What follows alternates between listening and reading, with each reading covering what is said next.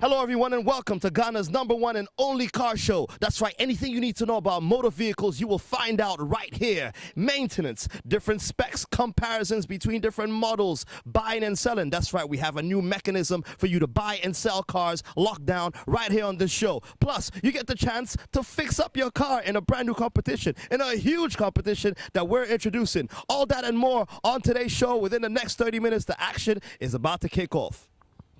Have you guys seen the movie Fast and the Furious? Well, we have one of the stars of the Fast and the Furious right here, this very car. No, actually, this car is totally Ghanaian, and the owner of this car is here to tell us more about this, basically how he creates different models for this particular car. Over here, my man who's known to pimp out cars. How are you doing, sir? Hey, what's up? How you doing? Same old. Francois here, and Francois is the owner, and basically he's had this car for how long? Since 2003. And you keep changing it basically with different styles and customizations or customizing whatever. And what's the process like, changing the style of the car? Well, actually, it's kind of a hobby of mine I've been doing for a couple of years back when I was in the States.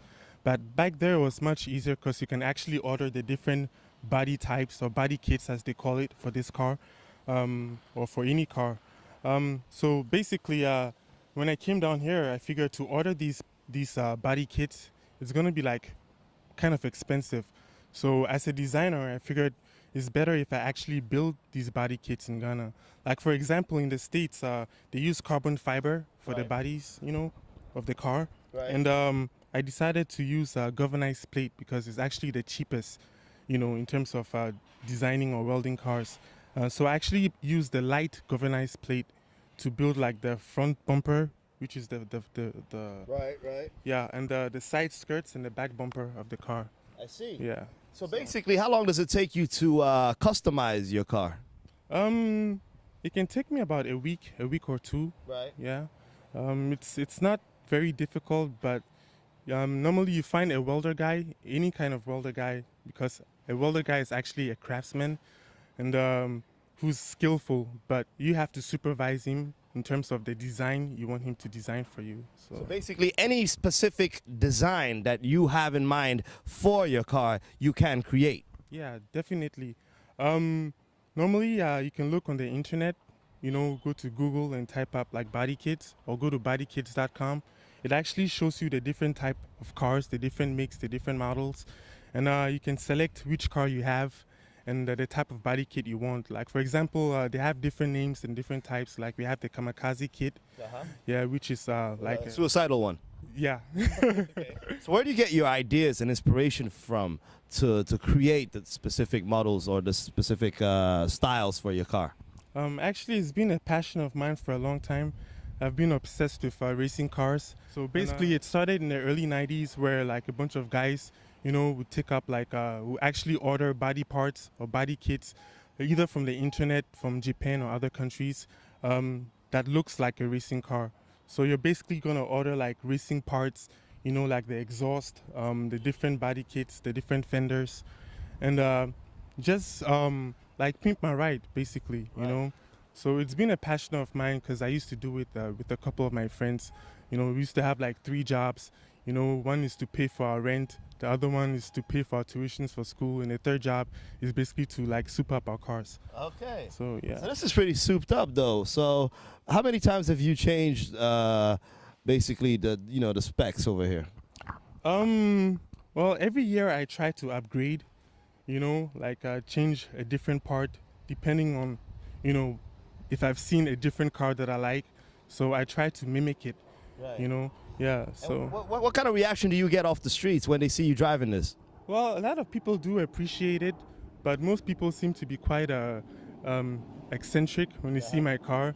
They're quite dubious. So, but I do get a lot of positive feedback. Like people actually stop, they blow their horn, or they actually come up to me. Yeah, man. Yeah, I like your car. My hands and tell me how much they like my car. So I see. As a designer, I appreciate it a lot. Yeah. So you can do this basically with any car, right? With any car. Any car. Yeah.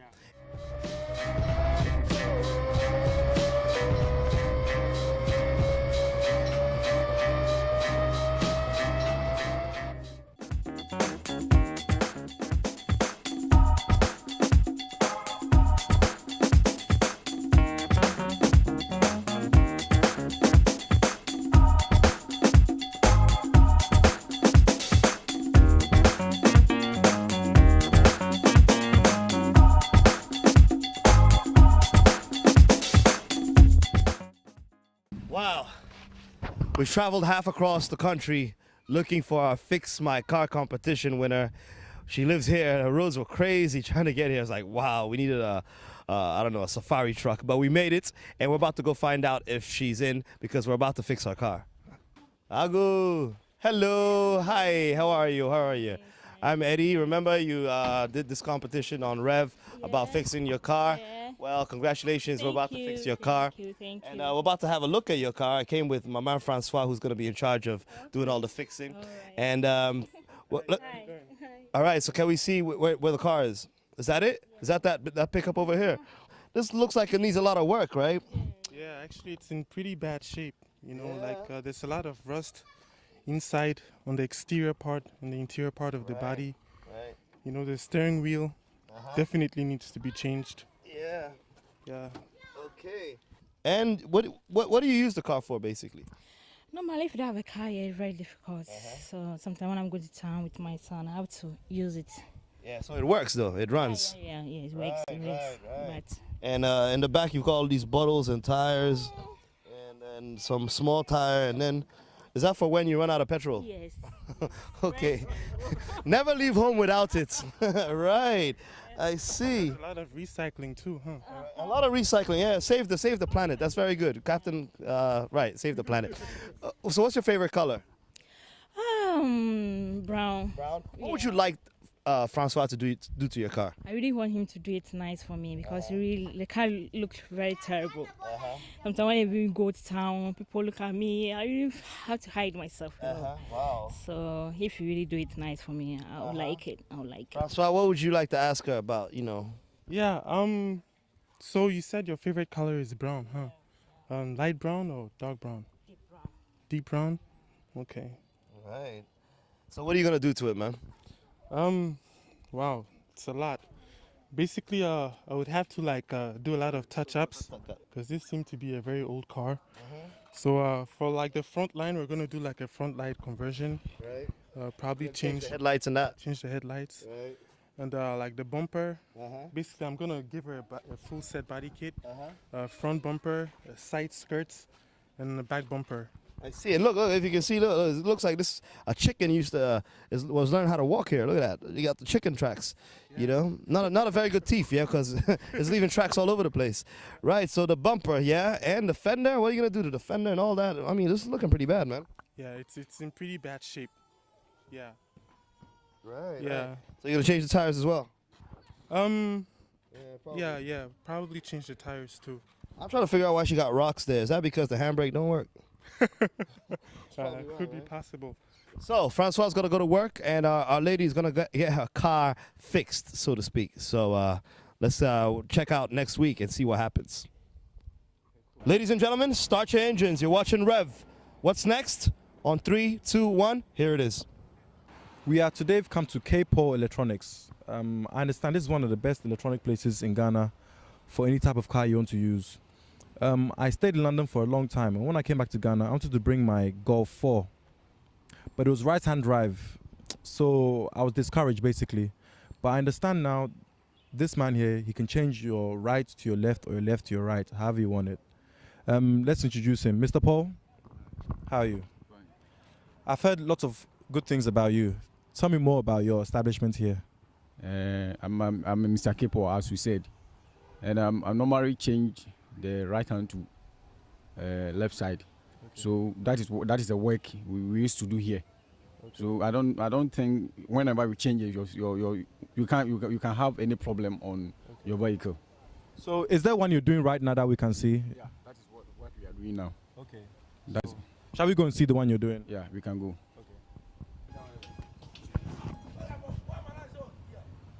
So Mr. Paul, what car is this? This Benz. Okay. Benz, which type? Because there's C-Class, there's E-Class, there's S-Class. This E-Class. Okay, E-Class. And what country did this car come from? It's from UK. Okay, from UK. So what did you do? I mean, like, how did you change it from left to right, right to left? How did you change it? We normally change the steer. You will call the place and transform that place to this side. And you get a dashboard, you fix it. And then later you connect all the wires from there to this side. And you find out this is the full electronics.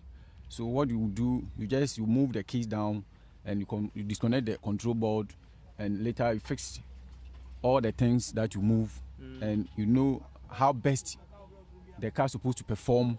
You can't do it as you are driving. You have balancing or alignment and so on and so forth, so that the car can perform properly as the original is it.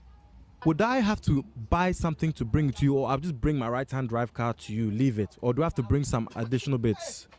Like, for instance, the dashboard, because I know the shape of the dashboard is made for one side. Do I have to, like, what do I have to do? What do I have to bring to you before you can do it? What you normally do, you just bring the car and you give us go ahead. We have a pass, everything here, so that we can, you just give us go ahead so that we start the work. We don't need anything from you before we start the work. You just give us go ahead, start this man ride. You say you have Golf 4. Yeah. So just bring the Golf 4 here. We have our pass, we have everything down. When we finish, then we bill you, we charge you. That's all.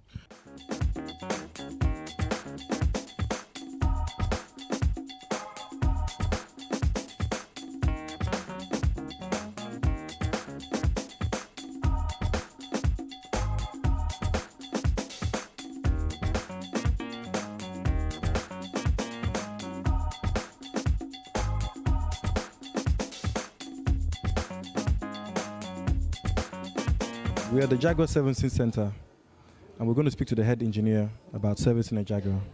Sorry, so your name is? Charles Soate. I'm the technical head of the service, and we basically carry on service on all our brands, be it old or a new Jaguar. It's basically a Jaguar, and we are much abreast with all its technicalities. And So let's look at the Jaguar engine. well, this very Jaguar here is an S-type, a 3-liter engine. When you say 3 liter, what do you mean? Is the capacity of the engine, and that's basically the capacity of the engine, and would for the sake of much talk, I think it's better if we leave it at a 3-liter engine. Yeah. And how many cylinders does this car have? This it's a V6 engine that has all the modern electronics on, that makes a very good, efficient engine work better. Do you have a special machine that you can plug into this car? Because a lot of the cars now, they're computerized. That will read out the problem of the car. Yes, we have the Jaguar IDS, which is a Jaguar worldwide diagnostic equipment, which we use to electronically diagnose any fault with the electronic systems. If I say the electronic systems, I mean every little electronic system on the vehicle. And can I find that Jaguar system anywhere else in Ghana, or just here at Philip Motors? You can't find it anywhere except here at Philip International. What's the most common problem you find with the Jaguars, if there is a common problem? For now, with our experience with Jaguar, we haven't yet seen any common problem.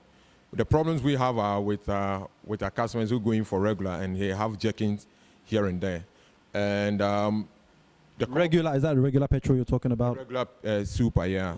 Yeah. And then some few old ones are in town. They have been tempered by quack technicians, let me say, because they did not have the technical data often, so they tend to do other things that are not right with the system. Right. Does anybody know what these rings mean? Well, I can tell you one thing. It's not the Olympics. But if you know, you can text to the number that you see right now. But right now, it's a commercial break on Rev. Stay right there. Maintenance. It's all about the maintenance. Don't you just hate it when your car breaks down and you can't drive it because it's broken down? Well, my man John over here is working on a Mercedes coupe here. Hello, John. How are you? You all right?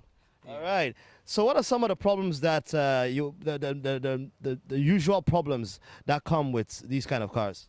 It's about electrical problems.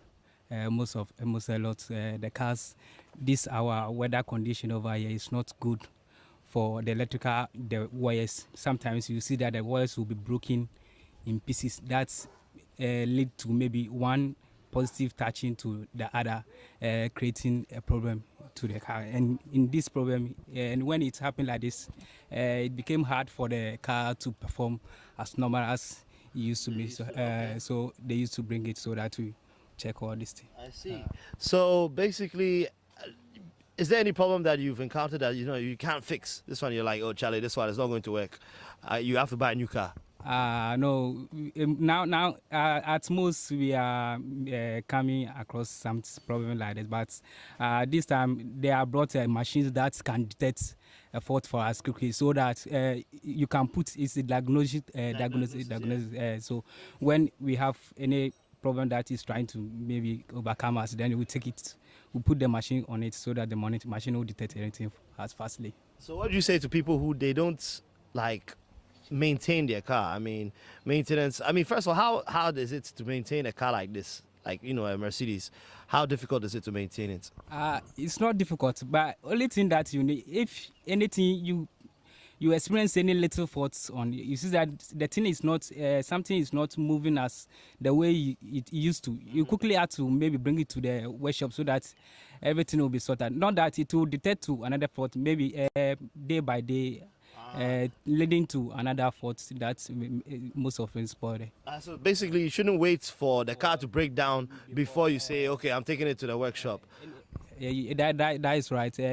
Whenever you experience or come across any little noise or any little maybe something small that you can see that the car is not performing as supposed to be, you have to quickly bring it to the workshop so that we detect it and find it the solution. Okay, John, thank you, and well, good luck with your job there. All right.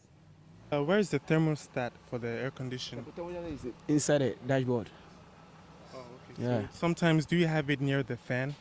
No, always inside the dashboard. Okay. So does it have a compensator What? to regulate the air condition? Yes, always. If some every year I have to service it.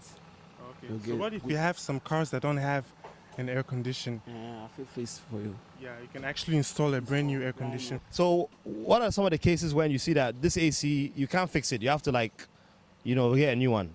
New one. If it's like the condenser is leaking, you have to replace it. Okay. And the compressor is faulty, you have to replace it. That way you can't repair. So basically, when you fill like the gas in the air conditioning, how long does it stay in? When it's no leakage, you have to stay like 10 years without leakage. Like 10 years without leakage. Okay. So the minute you see that your AC is not working, is not blowing, is not chilling, that means that there's a leak. I see. Yeah. And what are some of the main problems to detect that there's a leakage? And if you see that if you put the gauge, the gauge will tell you that whether it's leaking or not. So sometimes if it's not the leakage, can it be something else? Yeah, it can be something else. The air condition, radiator, It can be or electrical problem.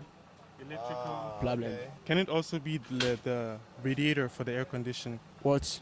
The radiator. Radiator. Yes. I see. All right. Well, thank you, man. All right. Well, we know who Ghana's most beautiful is. Now, which car is Ghana's most beautiful car? Would it be this Jaguar? Not bad. Not bad. Very sleek. I like the finish. Very, goes with the color that I'm wearing today. Looks like a pretty cool car, huh? For me, yeah. Oh, it's locked. Anyway, is this Ghana's most beautiful car? Every week we showcase a brand new one. Keep it locked. Right, we're standing in front of the latest Range Rover. It's the 2007 Range Rover, and we're about to speak to Uncle Terry. He is the owner of this establishment. Hello, sir. How are you? Not bad, thank you. So what do you do here? Well, I sell nice cars, new cars, and servicing cars too here, Mercedes and VWs and Jaguar them. Well, I've seen all the luxury cars are here. I mean, can you get any car for anyone? Any car that anyone is looking for, I can get it from cheap, nice, good-looking ones, good conditions and so on, and you can get it from here. How's the market like? People are buying. Buying every day and then, yeah. I see. So what about helicopters? Helicopter convertible, I can get it for you when you are my age. Okay, so you have one already? Yeah. I see. So what car do you say is the most popular one? Well, we're talking about Mercedes, and we're talking about BMWs, and then we're talking about the Jaguars. Why are they so into Mercedes and BMWs? Because the Mercedes Benz is a poor man's car. It's a nice car. It's a very nice car. It's very, very, very, very, very nice to hold and to maintain, to drive and so on. And Jaguar too, also luxury. Everything's all right. I think most of the cars are okay. So what's the most that you've sold a car for? The highest price that you've people have paid for a car?